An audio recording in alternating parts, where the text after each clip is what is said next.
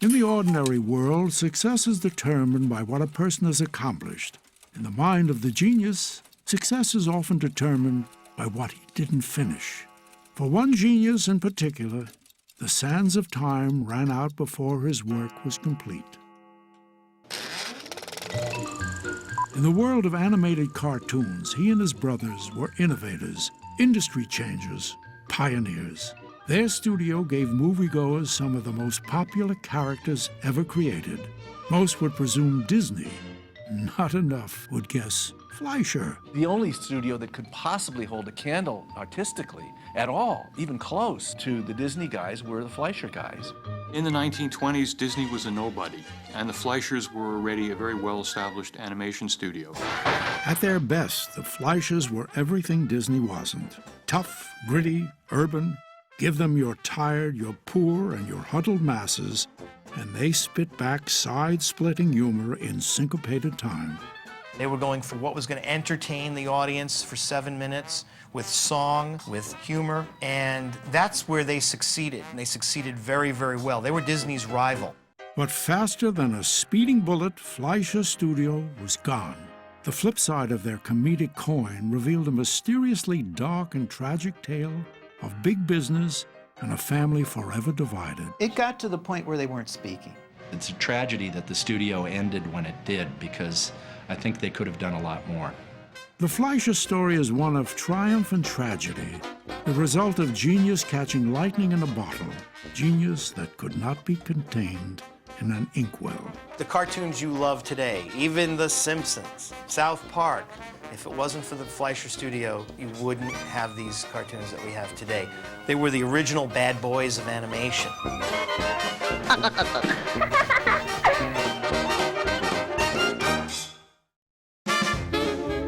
The Fleischers were artists and inventors who revolutionized animation with everything from synchronized sound film to 3D sets. They held up a mirror made of ink and cells and showed us America as it was. The working man's America, a hopeful America, a hilarious America. Surely their success was rooted in an immigrant's tale which began once upon a time in the 19th century. My grandfather immigrated to the United States in 1887. He was 4 years old. And he came from Krakow, which was, I believe, Austria at the time. Today it's Poland. And his family moved to Brooklyn. Their father, William, was a tailor who was at one time successful. But the family, after there were business reverses, grew up in abject poverty in the Williamsburg section of New York City, very close to Coney Island. By the time Max was 12 years old, it was clear his talents were more suited for the arts than for the family business. His ability to draw was surpassed only by his sense of show business. The moment he spotted little S.C. Goldberg was proof he would do anything to put on a good show. He had a bicycle, and she would sit on her porch, and he would ride his bike back and forth trying to get her attention. And one day he did a handstand on the handlebars and fell off, landed, and my grandmother ran to see if he was okay after the fall, and they fell for each other. And they would be at each other's side for the rest of their lives. Max and Essie made quite a team, as did the rest of the amazing Fleischer brothers, whose collective talents blended perfectly for what would become a family-run business in a brand new industry. Lou Fleischer was a musician and very much attracted to the arts and towards intellectual pursuits. Max was an artist, trained as an artist, but was also deeply interested in engineering. The oldest brother, Charles, was an inventor and invented a version of the popular penny arcade claw machine where you manipulate a claw to come down and pick out a prize. Dave Fleischer was a bit of a huckster, worked at Coney Island when he was in his teens as a clown on one of the amusement rides. The family believed in progress and were very much enamored with modernism and were constantly working on new inventions and trying to patent things. And I think it was this love of invention and a love of the modern age that really impelled the Fleischers towards animation.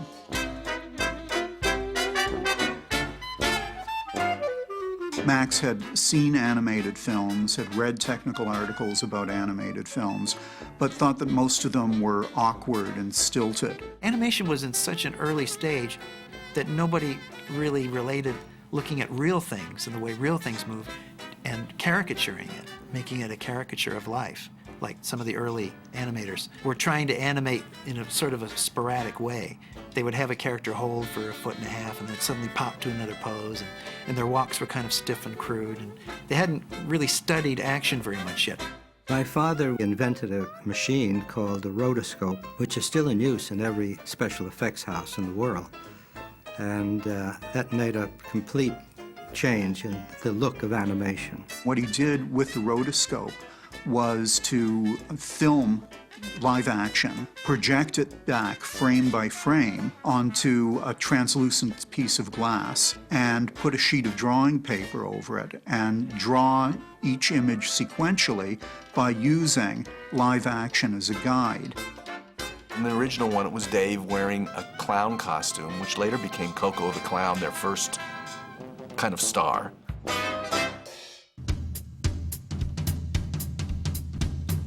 Dave was very interested in vaudeville and performing, and the clown costume that they used for Coco the Clown was actually a costume that Dave had made for himself. So he became the on-camera star of the cartoon. He and his brother used the living room of Max's house, and every night they would work from after their day job, so it would be like from 7 at night, and they'd work till maybe 2, 3 in the morning. While they were working one night, they actually spilled a bottle of India ink. It sort of occurred to them, hey, out of the Inkwell, that was a good name, and they used that for the series and eventually for their company. The Fleischers were off and running with their New York-based company out of the Inkwell films. They had bridged animation from stiff movement to lifelike mobility in just a few short years, and Coco the Clown was the star that took them there. He came out of the Inkwell literally onto the paper and then into life. It made Coco a truly animated character. This was considered remarkable at the time. When his first films were released, they were reviewed in things like Variety and the New York Times, talking about Mr. Fleischer's animated clown and how remarkable the movement was and how lifelike. The clown appeared as a cartoon along with my father, who was live action. And the two played together and had adventures together. Usually it starts with Max Fleischer at the drawing board or doing something, and Coco comes out of his Inkwell. And he comes into the live action world, usually does something, some kind of mischief with Max, and usually causes complete chaos in the real world, in our world. And I think that's very endearing. And it sort of says to the audience, here's a little peek behind the scenes, but with a fantastic element to it. It was the idea that they knew how to take this notion and make a story out of it and develop a character who had a reason to exist in a live-action world. And that's what made it so clever.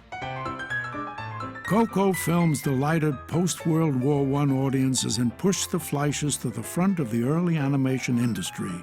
But the inventive mind of Max Fleischer could not rest. What is not so well known is that the Fleischers were actually the pioneers in making an animated sound cartoon. And they worked with Dr. Lee DeForest, who was actually the inventor of sound on film, recording the sound not on a separate disc that would be played along with the film, as was the case with Al Jolson's The Jazz Singer. But this was sound that was recorded and exposed right onto the side of the film strip. The big thing that people still remember now, and you still see it in some context, is the bouncing ball. This is for a series they did called the Song Cartoons, which would animate and illustrate the lyric of a popular song, sometimes an old song. And what you would get would be a bouncing ball picking out the lyric so that a theatre audience could sing along with it. And the story goes that the audiences wouldn't let the feature go on until the cartoon had replayed 3 or 4 times. They were ahead of Steamboat Willie, They were ahead of their time. In fact, the Max Fleischer studio did many technical innovations that were ahead of other studios. They were also, I think, quite awed by the work of Disney.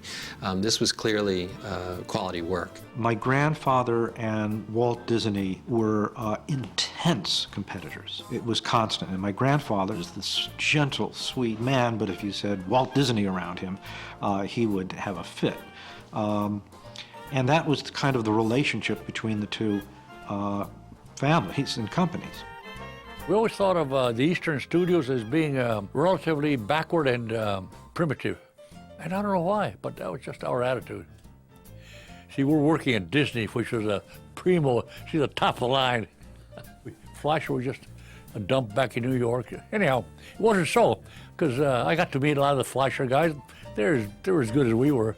While Disney staked his claim in California, the Fleischers remained in New York, though they did move out of Max and Essie's apartment to the heart of Manhattan's theater district. An East Coast-West Coast animation rivalry was born. By the 1920s, they had moved into 1600 Broadway, a large building that was also the headquarters of Paramount Studios. And at this point, they probably had 200 or 300 people working for the studio in the early years of the Depression. And these were animators, in-betweeners, inkers, opaquers. It was very much a family feeling. I think the first chapter in my PhD dissertation was Fleischer, a family affair. Max was the producer. He oversaw the running of the studio. Dave was the director, and he oversaw the individual making of each film. And he had his other brothers, Louis, who was the music director, and there's Joseph. Max usually had the invention ideas. Joe usually carried them out, and Dave usually used them. His daughter, Ruth, acted in some of the live-action films Max produced. All of Max's employees looked upon him as Papa Max. There was a very cohesive, very family atmosphere. If you needed a ride and Max Fleischer was going to Brooklyn and you live in Brooklyn, he'd give you a ride there. He was a sort of this, Seamus Culhane called him the sort of a Victorian gentleman. Christmas was like a big thing among studio staff because everybody did their own Christmas card and then they exchanged them, they hand-colored them. And Max usually had a Christmas party that was a big deal thing where a lot of the people made up, these crazy variety acts that they put on. It wasn't really like a party like for families or anything like that. It was really a party for the studio staff. In his time, there were really only two styles of animation. There was the Fleischer style and the Disney style. Disney shorts, I'm talking only the shorts now, had this kind of Midwest, attitude. A little more sunny, a little more farmy, whereas the main animators from the Fleischer Studios were first-generation Americans or even immigrants who were out of Queens and Brooklyn, the Bronx, and so forth. They were kind of rough and tumble, and it shows in the cartoons. The cartoons are grittier than the stuff that Disney was doing. All the elements of the Fleischers' environment came together to create their most popular and longest-lasting original character. They stirred up a pot of their streetwise immigrant ethnicity, roaring 20s sensibilities, and some uptown jazz, and out popped Betty Boop. One big bundle of high skirts and sexual innuendo. Fleischer versus Disney had been elevated to Main Street versus Manhattan, wholesome versus taboo, art versus life. Mr. Fleischer, can you let me see how Betty Boop does her stuff? Yes, I'll have her ready for you in just a moment. Okay. And I'll have her go through some of the stuff for you. Having established the trend for sound cartoons in a big way, they launched a series called the Tour Cartoons, and they had an ongoing star character called Bimbo, who was a dog. And in a 1930 cartoon called Dizzy Dishes, Bimbo meets a rather curvaceous and, in fact, at this point, overweight nightclub singer who turned into Betty Boop. They had the idea that Betty could be a girlfriend, a doggy girlfriend for Bimbo. And so originally she had a few minor canine features, but this proved not really to be workable, so that they were eliminated. And then Betty, as a fully fledged human star, became the biggest name at the Fleischer studio. She was modeled after Helen Kane, who was at that time a popular Paramount star who started the Betty Boop, Boop Boop a Doop song, I Want to Be Loved by You, and so forth. And Helen Kane was very talented and very popular in those early 1929, 1930 period. In a stronger sense, Max, from the word go, liked to project himself as this avuncular figure in charge of the operation. She'd actually call him Uncle Max. And I think that Max was entirely happy to project his image as really the face of Fleischer Studios. Well, so long, everybody. In time, Betty Boop's popularity really grew and grew. There was really no precedent for her on the screen in terms of cartoons. There were very few female characters, and certainly no female characters with a more realistically drawn body. Betty Boop was a fully rounded character. At the West Coast studios, the tendency was to just take the cartoon star and slap a bow and a skirt on it, and it would be a girl. The style of the cartoons emerging from the 1920s was pretty much gag-oriented, just one gag after another. I call them just the gag string plots where there was no real plot. So the Betty Boop cartoons were kind of an outgrowth of this, and although some of them had a loose plot, most of it was almost like a hanger upon which to just hang gags and funny ideas. Maybe you could giving out a little imitation from me, no? Okay, Fanny.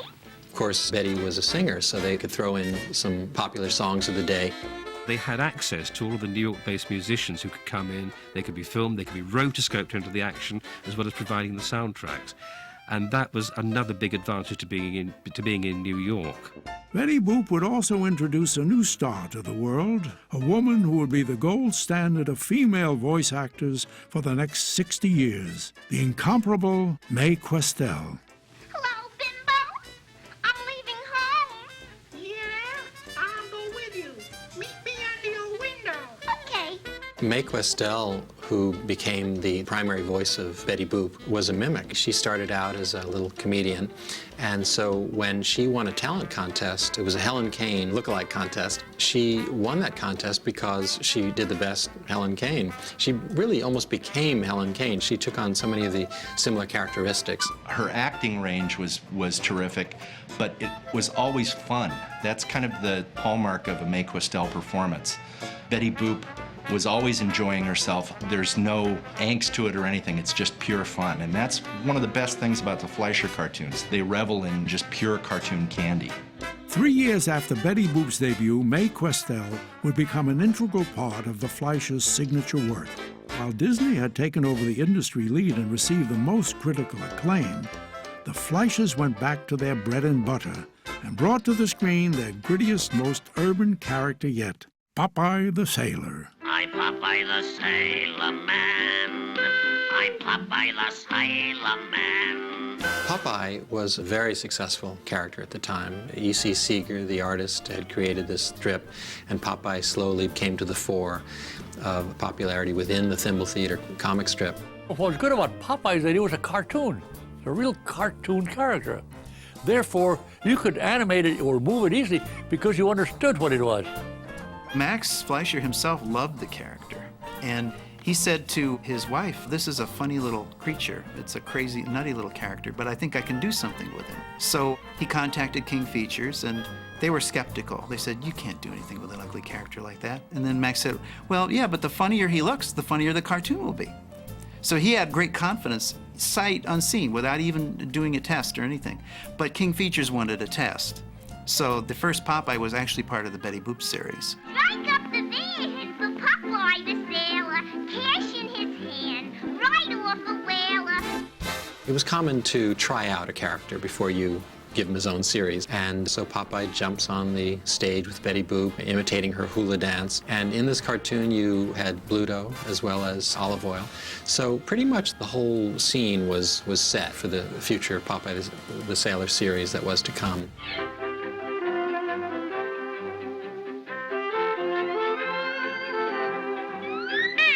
The film's kind of turned over to Popeye in such a way like, you know, this is gonna work, not in a shy, coy, ooh, I hope they don't even notice that there's a Popeye character in the film. It was just already working and already had this amazing presence. When Max Fleischer got the rights to Popeye in the early 30s, that was a real coup. And when the first cartoon made its debut, it was a sensation. I'm Popeye the Sailor Man. A very big deal. In fact, that first year of the Popeye series, I've read several accounts saying that it outpaced Mickey Mouse. That it, in fact, unseated Mickey Mouse from the top rank of most popular cartoon star. So it was a big, big success. Goodbye.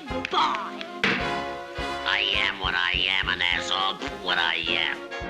It was a new type of storytelling for animation. What is the type of story that you get in it? Popeye is courting Olive Oyl. Yeah, thanks. Bluto comes along and there's a fight between them. And the violence escalates. Bluto gets the better of him, and then he has to get his spinach, and then the violence really escalates into a big crescendo, and Popeye comes out on top. Now, this increased level of story with increasing levels of violence, it was this sort of thing which was a staple of silent comedy that Fleischers, for the Popeye cartoons, pick up on, and is then copied by the Looney Tunes and Merry Melodies, MGM, Tom and Jerry cartoons, and so forth and so on. They were able to bring a new dimension to the character that I think was not evident. Say, stupid, who are you waving at, huh?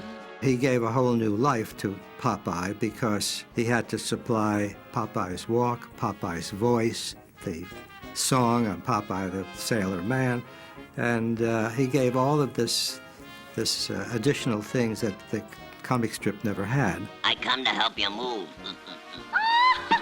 Oh, you? Yes, me. What are you laughing at? They were able to literally give a kind of three-dimensionality, not just in the fact that they were animating Popeye now, but to expand upon Popeye's personality and let us really look into the character of this man. If you think about it, if Popeye was focus tested, it would do terrible. We've got this one-eyed sailor and a really skinny girl that has limbs like spaghetti, and then there's this big fat guy, and they fight through the whole cartoon. And then Popeye eats some spinach and beats him up, and the girl ends up leaving both of them. That would focus test terrible. You knew that you were in Fleischer world when you saw one of their cartoons, because the Fleischer cartoons were not as polished as Disney, and I think that's what gave them a lot of their charm. Popeye is kind of a rough, down-at-the-heels character, and he lives in a rough, down-at-the-heels sort of world. And I think that was a reflection of Fleischer in their New York days, because the cartoons had a very urban feeling for that time. You really got the idea that Popeye could be walking around the Bowery someplace, and the Fleischer artists were finding the humor in those kind of down-low situations. And I think whereas Walt and his crew were concentrating on how to give the illusion of life and make things look more realistic, Fleischer was concentrating more on experimentation and design, crazy gags, funny story setups, and character personality, which comes through all through the Popeye series. Oh, you monster rascal. Oh, there's one. On a technical level, these rank among the finest cartoons ever made. They had a top-flight team of animators, and new guys were always coming up. They'd be trained through the ranks of Fleischers. It was a remarkable system that encouraged new talent all the way through. They used to have these women who would check the animation, and if they thought that one drawing was a little too far apart from another drawing, they'd throw in an in-between. So it's one reason that the stuff kind of goes like this in a Fleischer cartoon.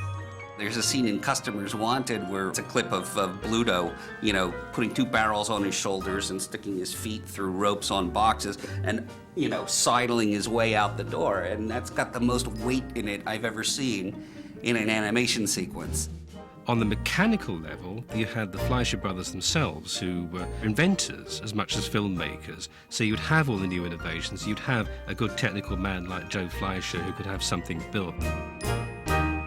They created a stereo optical process on the backgrounds, and they would actually have the animation shot on a piece of vertical glass like this. And behind the glass was an entire city that they had built on a tabletop just to pan behind Popeye as he's walking. There's a great cartoon where Popeye's taking Sweepy to the zoo, and the zoo is completely three-dimensional behind them. These shots would be pans. You couldn't actually travel through the city, but any time that there was a need for a good three-dimensional pan, they would use it. Like the opening of the cartoon, I Never Changes My Altitude, is this great 3D shot of the airport, which finally gets to Olive Oil's diner, and Popeye sitting there reading his Dear John letter. But that opening shot of the airport is unbelievable. It just looks fantastic. And it's really just there to say, yep, you're in an airport. The effect was astonishing, even in the black and white shorts, and even in bad prints of the black and white shorts. It looks marvellous. I remember seeing a terrible print of I Ski, Love Ski, You Ski, but even in that, Popeye walking through the snow with all the alpine-type trees just blows your mind. We work a lot with like 2D flatness, and in a way we sense that Popeye has that 2D-ness, that flatness about it, but at the same time it's so volumetric, it's so beautiful. It's shape-based design, but the shapes are Right, volumetric. exactly. So it's like seeing the best of both worlds happen. Popeye was a major, major character, and that's all any Hollywood studio can ask of its cartoon studio, is to give us successful cartoons with a major character. Warner Brothers couldn't really do it until the 1940s with Bugs Bunny. A lot of other studios took their time. There were some studios like Columbia Pictures that never really had a starring character. Popeye was huge, so huge that by the mid-30s, the Fleischers and Paramount decided to put Popeye into his own special color film that was sold to theaters as a feature, even though it was really only like 18 minutes long. But Popeye the Sailor Meets Sinbad the Sailor is advertised and is billed on screen as a Popeye color feature. And that was quite a big deal. And they beat Disney to the punch. Popeye Meets Sinbad was nominated for an Academy Award, but it was Disney who walked away with the Oscar that night. Not only that, but this groundbreaking feature would in short time be overshadowed by Disney's Snow White. But by that point, Disney would be the last of the Fleischers' problems. Only one thing could derail the family-run shop, and that was from within. As the 30s progressed, there became a lot of dissatisfaction, especially among the in-betweeners and the inkers, those in the lower echelons of the animation work. This eventually culminated at the Fleischer Studios in the first animation studio strike, and that happened in 1937. One held a sign that said, we can't get much spinach on salaries as low as $14 a week. That was a very bitter strike, and that lasted 5.5 months. And this split the studio. The family feeling that Max had nurtured was gone. He looked for an option, one where he could make feature-length animated films, and found it in Miami. Enticed by no labor problems, cheap land, and a state-of-the-art studio to be financed by Paramount Studios, who had been distributing the Fleischer films since the 1920s. Fleischers proposed to Paramount that they build them a brand new studio, a huge new facility, a state-of-the-art facility to compete with Disney. Max had a summer house in Miami. And Miami in those days was so different from it is now. There's hardly anything there. You know, there was just a few shacks and a few palm trees and a lot of beach, and that was about it. Nobody had even thought of developing the area very much yet. It was an easy decision, but in retrospect, the new financial partnership with Paramount was a gigantic mistake. It was the beginning of the end of Fleischer Studios. But in the short run, it was a new lease on life. For many of the New York staff, it was an adventure, their first time out of New York. Facilities down there were wonderful. It was the first real building that was built for animation.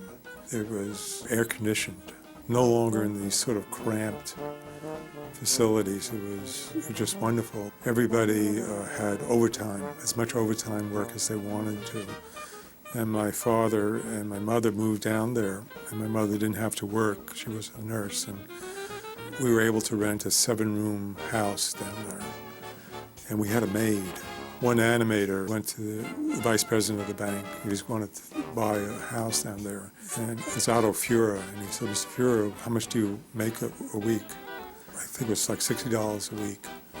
And the banker went, that's more than I make. They invited actually everybody in their studio in New York. Anyone who wanted to come down, they said, come on, we'll pay your way, we'll give you some extra dough, we'll help you find a house. And And that's what they did.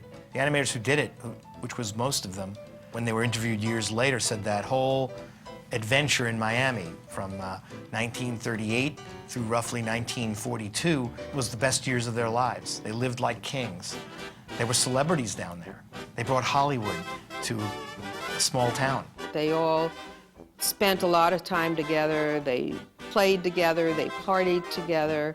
My parents talked on and off about what a crazy bunch of people it was and what a great time they had down there. So there was a lot of gambling that went on, and there was horse racing and dog racing, and they were all into it. Maybe it was too good a time. Meanwhile, production was at a high point.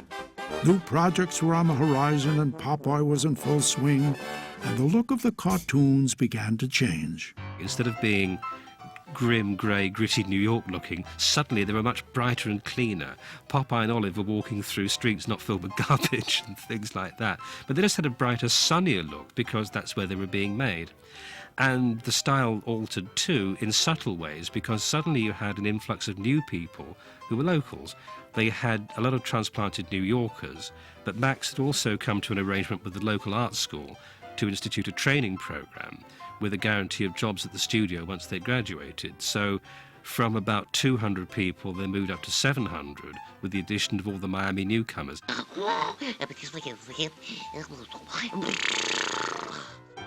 Popeye finally lives in a little house on a country road, like with a lot of land around him. Very different from the New York stuff. And most of that cartoon is putting the Jeep out for the night, you know, like putting a cat out. It's a lot simpler situation.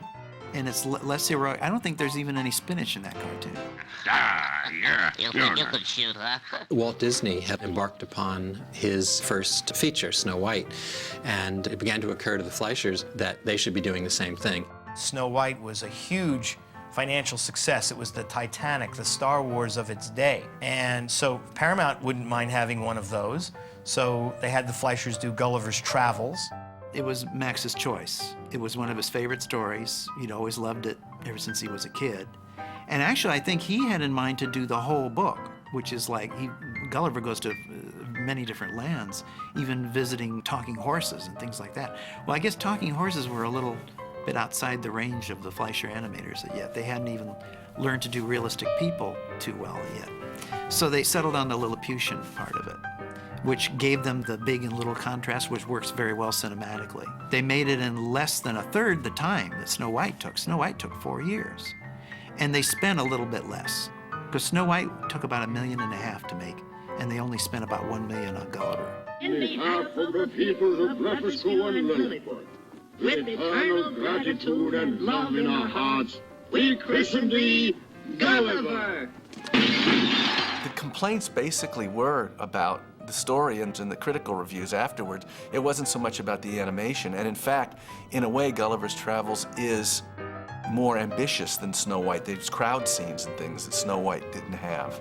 The problem was that the story probably wasn't quite as engaging than the Snow White story, but it was a pretty good movie, and it was a top 10 grosser of that year, and it was a success. The film made money, but at what cost? The Fleischers made the mistake of trying to imitate the Disneys, and that's when the Fleischer studio really stumbled, when they were in their own element doing cartoons about New York, about the environment that they were living in and the sorts of characters that they lived around. It was something real. When they tried to imitate Disney, it was just a pale cutout compared to the vitality of the cartoons of the early 30s. But that didn't stop them from trying again, following up Gulliver with Mr. Bug Goes to Town, a Capra-esque tale about a town of insects in New York City and their struggle against humans who begin to trample through their neighborhood. It's us, boss. Swat the fly. And smack the mosquito. It was a terrific film, sabotaged by terrible timing. Mr. Bug has a lot of vitality and energy. It's brighter and just lighter in feel. It's just a really pleasant story, a wonderful story. To me, Mr. Bug kind of resembles a lot of the modern animated cartoons in the feeling. Mr. Bug Goes to Town, I think, is a very good feature, and it balances cartooniness against the reality and the live-action human beings really well. And I think the Fleischers could have done a lot more in the feature arena had they been given the chance. Mr. Bug, sadly, was released on December 7th, 1941, the eve of Pearl Harbor, and nobody was in the mood to see a cartoon about bugs by that point. Even worse, because of the war, the European market was closed, which made it nearly impossible for an animated feature film to turn a profit. The executives at Paramount didn't want to put the money into promoting it when they knew the best they were going to do is break even. So they kind of shuffled it off on a double bill. Hardly anybody saw it. People who did see it were amazed by it. And it is only over the years that it's become like a cult film. It was especially bad timing for the Fleischers, who were already in debt to Paramount Studios.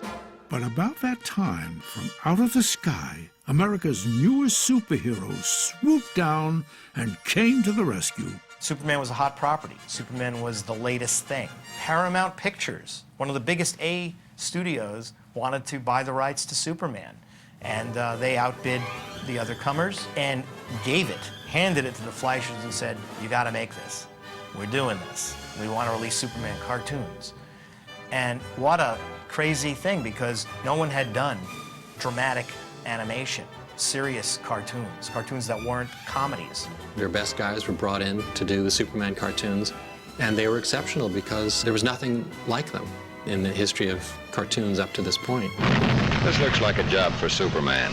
It was really, really ideal that the Fleischers do this. Their New York sensibility, although they now had been in Miami, was perfect for the Metropolis set. So, you know, a match made in heaven. They created new ways to tell the stories. Film noir in cartoons is really what they did. I think it was before that expression was coined. But they were doing it in the Superman, color Superman cartoons. Again, a whole new look. They were spending a fortune. They were learning the stuff and creating the stuff on the fly with no idea how to do it. And it was the most impressive stuff. In fact, in a lot of ways, it rivals or surpasses what Disney was doing. Max Fleischer's Superman cartoons look like the Siegel and Schuster comic books, come to life. And of course, the first Superman cartoon was nominated for an Academy Award. And I think it deserved to win, actually. It's amazing how much plot the Fleischer people were able to get into a 7-minute cartoon. What they managed to do is to set up the problem, make the problem worse, make the problem even worse, where a rational person would say, well, he's never going to win. There's no way. He's been pushed all the way back down the field, and he comes from nowhere. He just manages to pull it out of left field and save the day. Fleischer Studios produced 13 Superman cartoons. But in the end, the Man of Steel could not save the studio when it needed it most. The problem at the studio had nothing to do with what was on screen. They were probably making their best cartoons as we entered the decade of the 1940s. They were on a roll, and then Paramount took the studio away from them. Well, that's the way it looks to us from hindsight. But the reality was that things were slipping away behind the scenes. There was trouble between the brothers. Some believe it was a professional dispute over who would write the music for the feature films. Others say it was a personal matter. Whatever the reason, it caused a split that was deep and permanent. It got to the point where they weren't speaking. And if they met in the hallway, they would look at the wall. It was that icy. And they would only communicate by written memo, back and forth. It's always been kind of a mystery to me what really created that rift and why it was so strong. I've always considered it a real tragedy that those two brothers, who were obviously so close, came to a parting and never spoke to each other again. Paramount had decided that if we can't get the two partners, Max and Dave, to work together, we might as well pull this in. And I think it was a degree of opportunism where they said, hey, you know, we'll own everything if we can oust these guys. In a recent book by Richard Fleischer, Max's son, talks about how Max was handed a contract. Pretty much it was demanded that he sign it, releasing his ownership of the Fleischer Studios to Paramount. Dave left the studio in early 1942 before his contract was up. He accepted a job with Columbia Pictures in Hollywood to run their cartoon studio and left. And that was really the end right there. Everything was transferred from Fleischer Studios, all their cartoons, their copyrights, everything they possessed at the time was taken over by Paramount. Eventually, the Fleischer Studios was to become famous studios. And Lou Fleischer remembers standing online at a Miami unemployment office, feeling somewhat conspicuous for being a Fleischer and now relegated to the unemployment line. Max and Dave went on to new ventures, but never came close to matching their previous success. Dave went out to Hollywood. He was involved with running the Columbia Pictures Screen Gem studio for about a year, maybe 2, and ended up at Universal Pictures. And Dave actually just worked for Universal Pictures in their technical department for years and years and years, doing everything from special effects, dubbing foreign films, anything they needed done. Max taught. He wrote a couple of books, some fiction novels. He ended up working for the Jam Handy Company in Detroit. That was a very big maker of industrial films. Industrial films are educational films, commercial films for certain clients. But Max could never let go of the premature ending of his studio. Finally, nearly 15 years after Paramount closed down Fleischer Studios, Max and Dave filed separate lawsuits. As his cartoons were sold to television syndicators, Max's credits were removed and replaced by the new owner's name. Max sued to have his credits restored. It speaks a lot for Max. He never asked for any money damages. This was really kind of a thing about his feeling that he deserved the recognition that went along with having your credit on the program.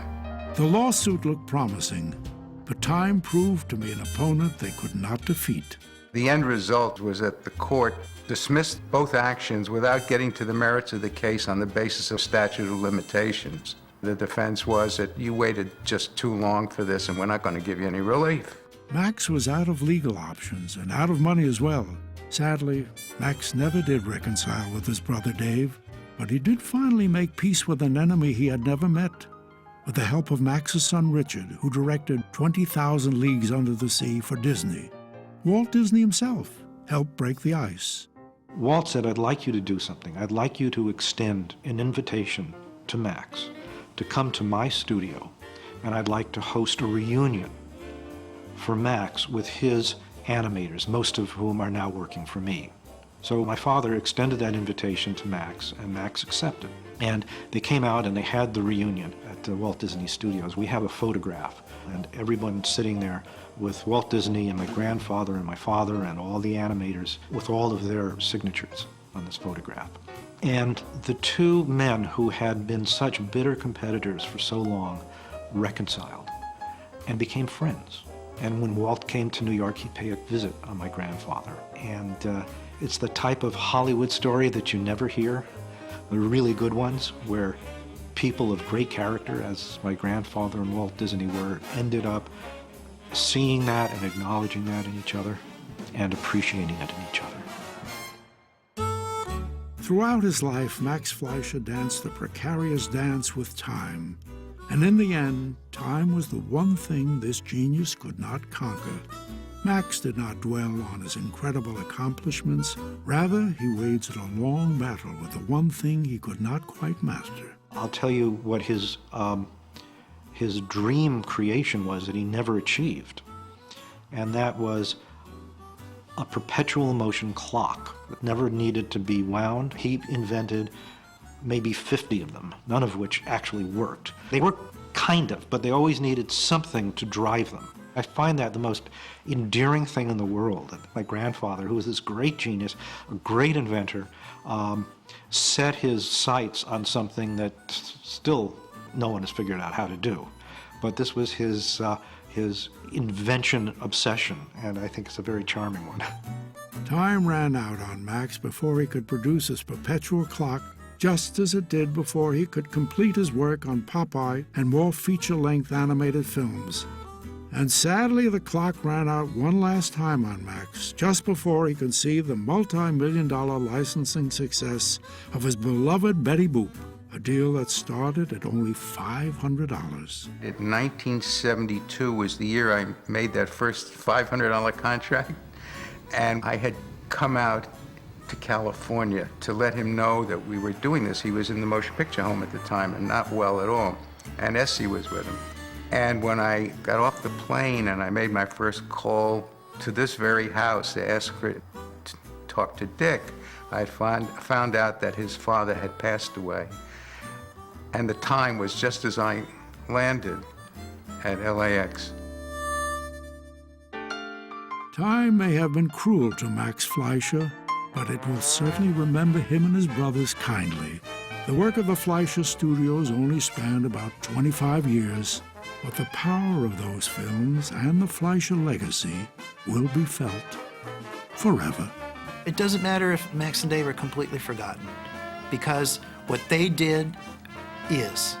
It exists, and that's the bedrock that the industry's built on, and it will always be there. You ain't never seen none better. You ain't never seen none better. People remember Popeye and Olive Oyl and Bluto. You know, they're part of the fabric of them growing up, and they're universally beloved characters, and they're still being watched today. The characters have a life of their own. So they've basically created icons that people still love, and I think that's really the best way of understanding their legacy. When the studio was reorganized by Paramount with virtually the same staff that had been there all along, it became clear what was missing. What was missing was Max and Dave Fleischer. Our generation grew up with them, and now unconsciously we're constantly referencing them, and we hold them to a really high standard. Yeah. You think Warner Brothers, Disney, and then Fleischer will always be like third place. But I don't think any studio radiated the pure joy of animation better than the Fleischer Studios. The most popular films we have are the Fleischer Popeye cartoons.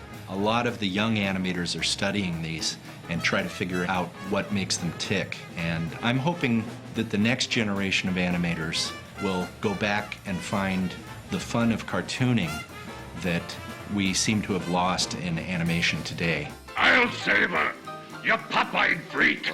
Papa Max, his dreams were unlimited. He would be delighted to see the extension of the joy that his creations have brought to the hearts of so many people in the world. And that's what it's really all about.